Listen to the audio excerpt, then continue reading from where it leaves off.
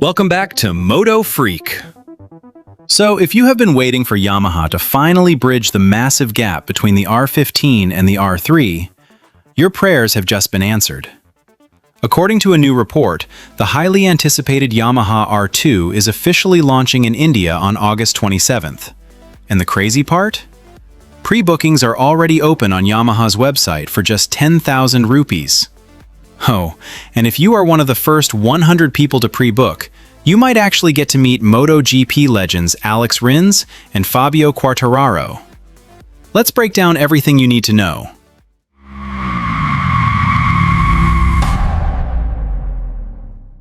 First off, to clear up the rumors, no, this is not replacing the R15.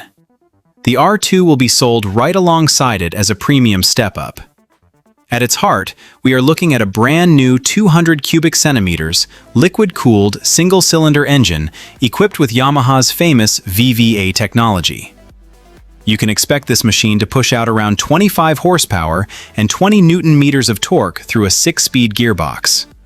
But the hardware is where it gets really serious. Yamaha is giving the R2 the legendary Deltabox frame, inverted front forks, and a linked rear monoshock.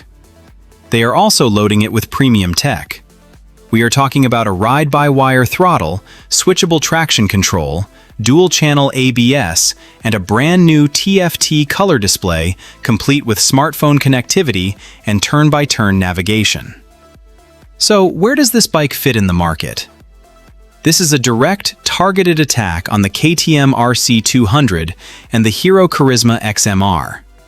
With an expected ex-showroom price of around 2.15 lakh rupees, which translates to roughly 2,400 euros, the Yamaha R2 is poised to severely undercut the KTM while offering superior electronics and that aggressive MotoGP-inspired styling.